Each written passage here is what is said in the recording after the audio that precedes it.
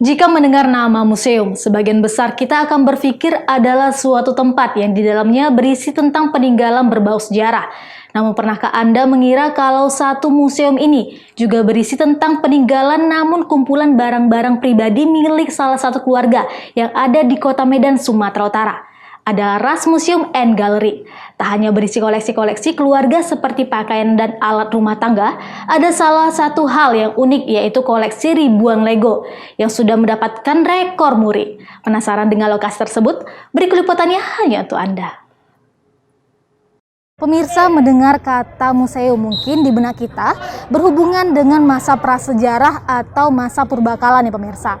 Tapi di tempat yang satu ini, museum ini berbeda dari tempat yang lain pemirsa. Dan di museum ini ada juga dengan rekor muri nih pemirsa. Penasaran apa aja yang ada di dalam museum ini? Yuk ikuti saya untuk eksplor tempatnya.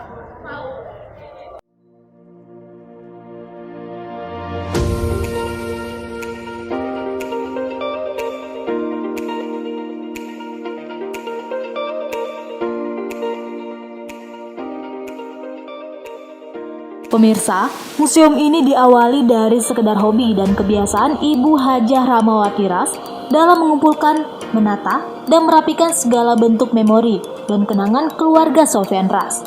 Maka dari itu, tempat ini dinamakan Ras Museum dan Gallery.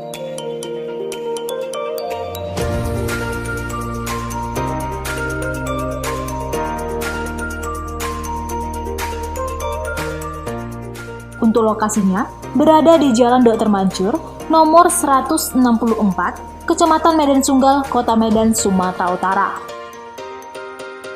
Untuk tiket masuk, anak-anak dibanderol Rp15.000 dan dewasa Rp25.000. Ada pengurangan harga juga nih pemirsa kalau datangnya berombongan.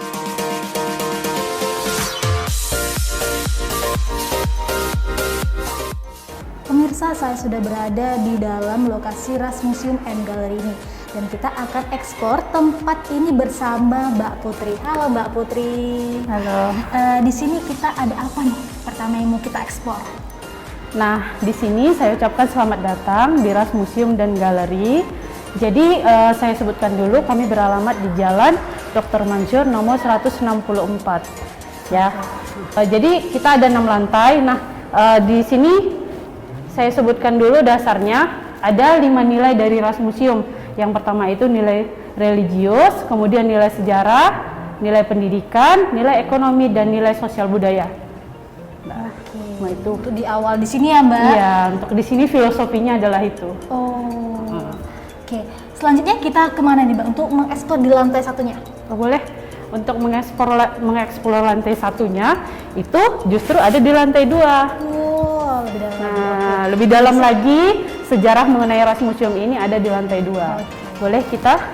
Nah, kalau di lantai 2 ini kita sudah mulai masuk ke dalam koleksi-koleksi pribadinya. Jadi di bagian depan, setelah kita memasuki tangga dari lantai 2, yang pertama kali kita lihat itu adalah koleksi dari gantungan kunci yang berasal dari berbagai negara. Nah, koleksi-koleksi itu tidak semuanya berasal dari, maksudnya nggak semuanya dibeli oleh Ibu Sofyan Ras gitu.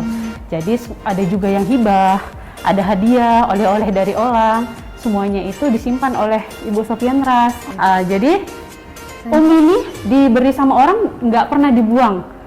Semuanya disimpan. Jadi ketika orangnya datang ke rumahnya sebelum museum ini ada, itu tetap bisa ngelihat, ini dulu dari saya gitu. Jadi ada kesan untuk menjaga silaturahmi itu tetap ada. Nah, kemudian kita juga pernah mendapatkan rekor muri 4 kali, cuman 2 itu untuk museum dan 2-nya untuk Umi Hajah Ramawatinya gitu. Nah, jadi di ruangan ini ada apa aja nih Mbak? Koleksi-koleksinya? Nah, kalau ini adalah replika ruang kerja punya Umi Hajah Ramawati Sofyan Ras. Kalau mau lihat orangnya, beliau ini. Wow, iya Mbak. Sudah menciptakan buku juga, judulnya Alam Terkembang Menjadi Guru. Jadi saya perkenalkan, ini ada lukisan dari keluarga Sofyan Ras. Nah, yang di sini itu Umi, yang di atas tuh yang pakai kacamata, Bapak Sofyan Ras. Yang duduk Umi Hajah Ramawati Sofyan Ras. Yang ini anak pertama namanya Rizky Fadilah Ras, anak kedua Arisi, yang ketiga Hijrian, dan yang terakhir itu yang nomor 4 itu ada Hasfi.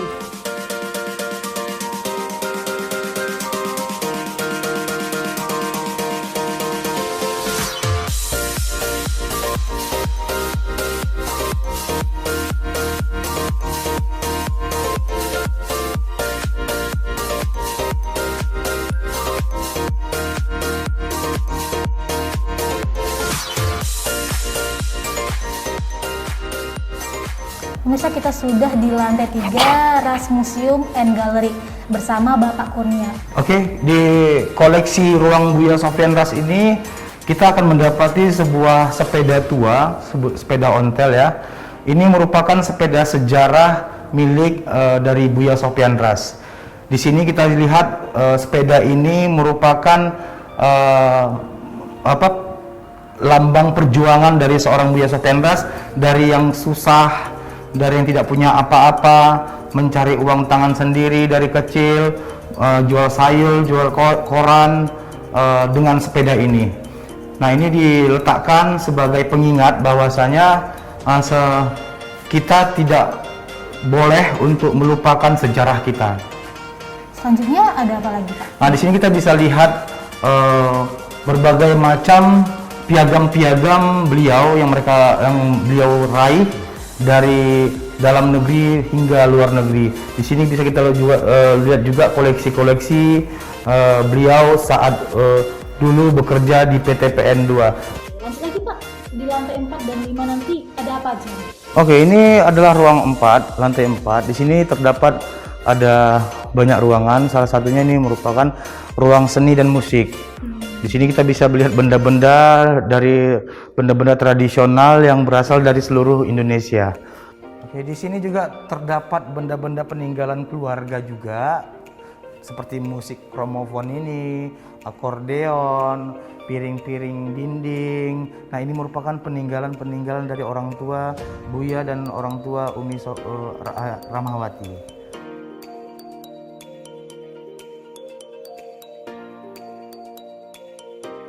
Nah pemirsa, untuk di lantai 5 ada banyak koleksi barang-barang, mulai dari replika kamar tidur, koleksi uang dari zaman dulu sampai zaman sekarang, kemudian koleksi sepatu-sepatu, dan peralatan makan dari keluarga Ras.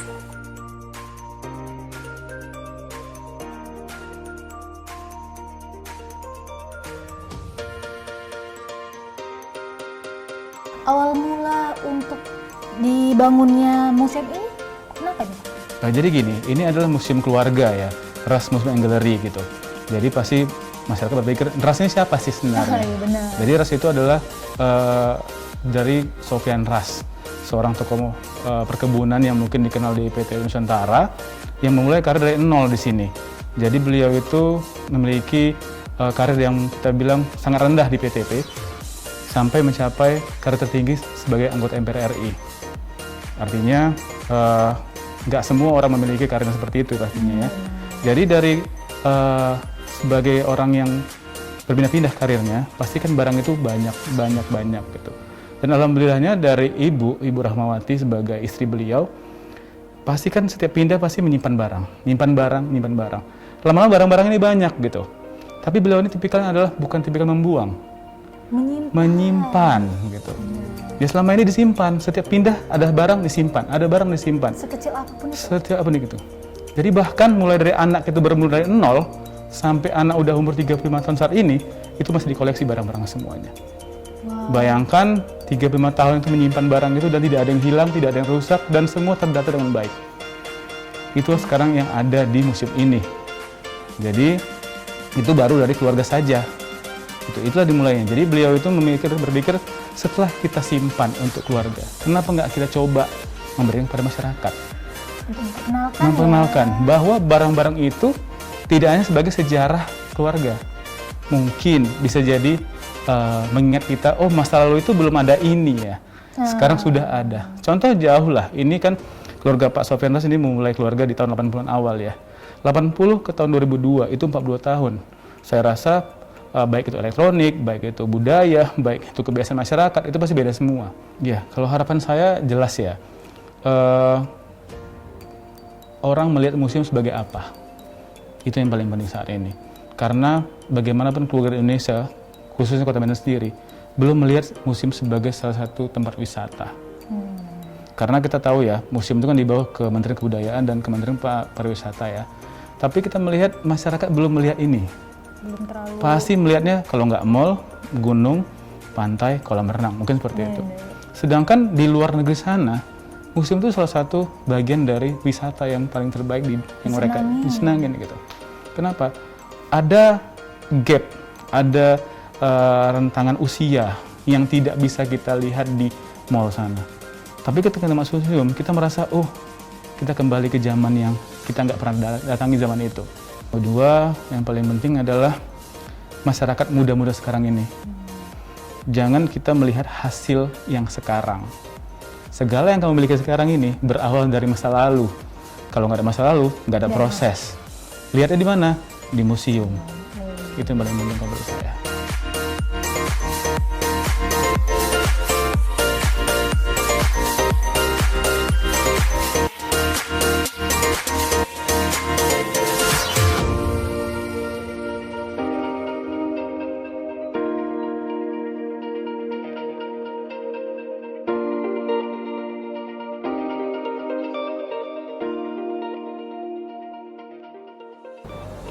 Kalau pemirsa bingung nih, kita lagi ada di mana atau kita pindah tempat? Enggak pemirsa, kita masih di satu lokasi yang sama dengan Museum Ras tadi. Dan saat ini kita ada di lokasi di mana tempat yang bisa pemirsa lihat akan disenangi oleh anak-anak pemirsa. Dan di sebelah saya sudah ada Mbak Karin. Halo Mbak Karin. Halo. Dan beliau akan menjelaskan nih mengenai tempat ini pemirsa. Oke. Mbak, di sini ada apa aja sih Mbak? Oke, di lantai 6 ini, khususnya ruangan-ruangan lantai 6 ini adalah ruangan favorit yang paling disukai oleh anak-anak nih. Nah, jadi ada boneka, ada permainan, ada juga Lego. Kemudian ada juga ruangan masa kecil di depan sana. Itu memang khusus kami jadikan untuk sebagai ruang terbukanya anak-anak. Jadi anak-anak kami lepas gitu saja. Nah, tapi ada yang menarik di sini.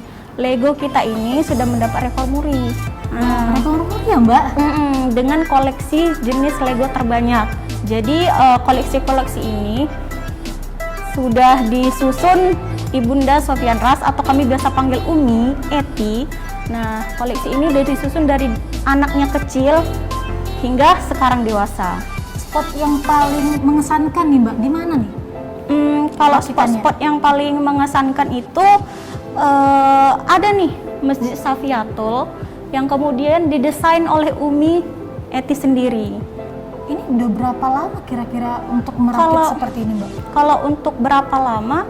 Kira-kira udah puluhan tahun, karena memang dari anaknya kecil sudah mulai membuat Lego. Jadi Lego-Lego yang dibuat bersama anak ini dikumpulkan hingga sekarang.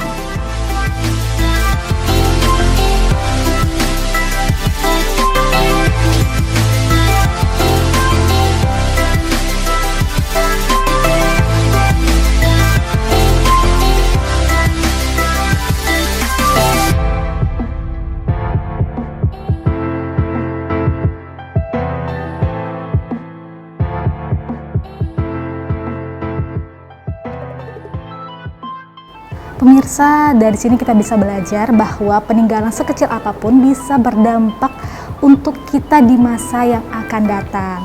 Dan pemirsa, inilah akhir dari liputan kita di Ras Museum and Gallery. Saya pamit undur diri, sampai jumpa. Bagaimana pemirsa, sudahkah Anda bernostalgia dengan melihat tayangan tadi? Jadi pemirsa, barang sekecil apapun bila kita bisa menyimpan dan merawatnya, akan memiliki kenangan di masa yang akan mendatang. Tidak terasa ya pemirsa, kita sudah di penghujung waktu. Jangan lupa saksikan liputan akhir pekan Sabtu dan Minggu pukul 12 waktu Indonesia Barat, tentunya hanya di Evarna TV. Saya Teresia Ginting, sampai jumpa dan selamat berakhir pekan.